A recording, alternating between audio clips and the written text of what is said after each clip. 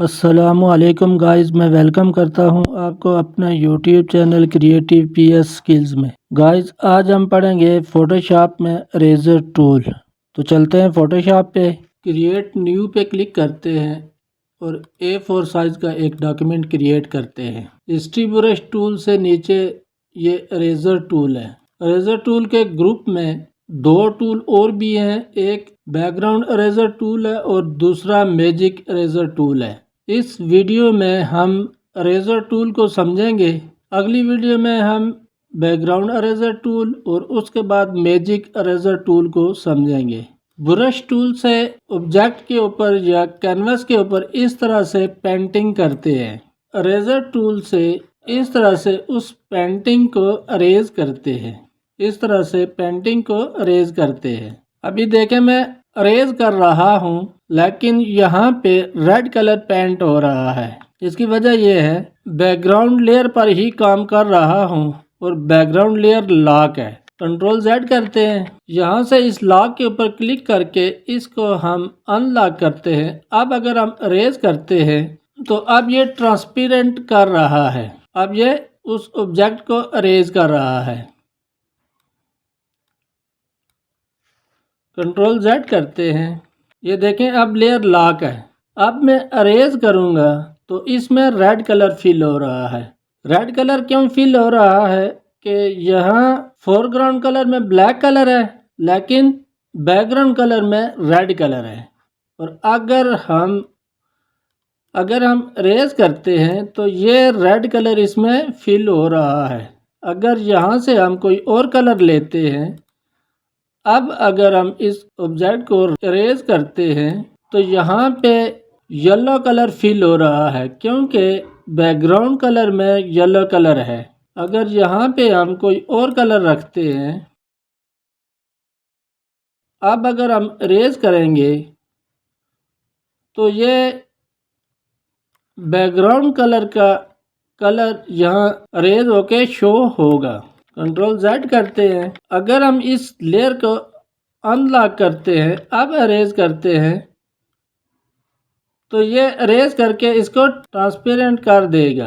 अब देखेंगे, इसको ट्रांसपेरेंट कर रहा है। इस तरह से रेजर टूल को यूज करते हैं। रेजर टूल की प्रॉपर्टी ब्रश टूल की प्रॉपर्टी के सेम है।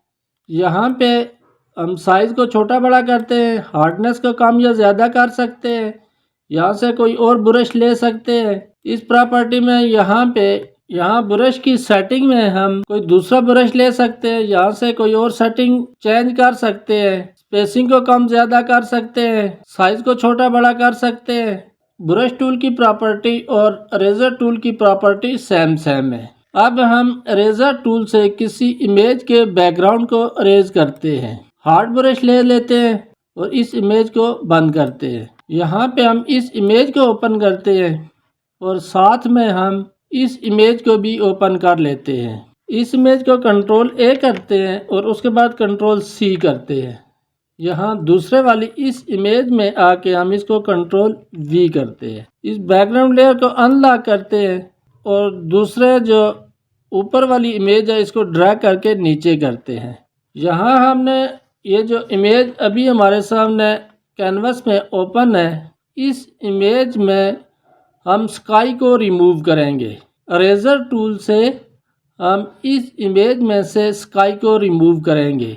तो हम ऊपर वाली लेयर पे आते हैं और ब्रश के साइज को P के साथ स्क्वायर ब्रैकेट राइट साइड वाले स्क्वायर ब्रैकेट से बड़ा करते हैं और इस तरह से हम इसको इरेज करेंगे। ये इस तरह से स्काई को हम रिमूव करेंगे और नीचे वाली इमेज पे आते हैं, कंट्रोल T करते हैं, उसको ट्रांसफॉर्म करते हैं, इसको इस तरह से बड़ा कर देते हैं। यहाँ से यस करते हैं और वापस हम ऊपर वाली लेयर में आते हैं और इस तरह से स्काई को रिमूव करते हैं।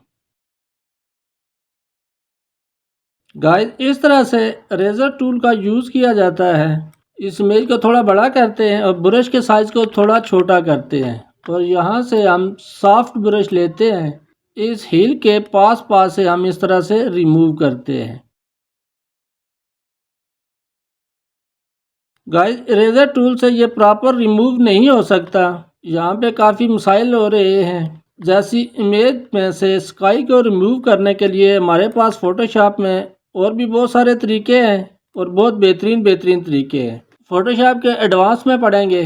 गाइस इरेजर टूल से हम इस तरह से किसी इमेज में से स्काई को रिमूव कर सकते हैं या किसी ऑब्जेक्ट को इमेज में से रिमूव करते हैं। उम्मीद है गाइस आपको इरेजर टूल की समझ आई होगी। मिलते हैं नेक्स्ट वीडियो में। नेक्स्ट वीडियो में हम पढ़ेंगे बैकग्राउंड इरेजर टूल।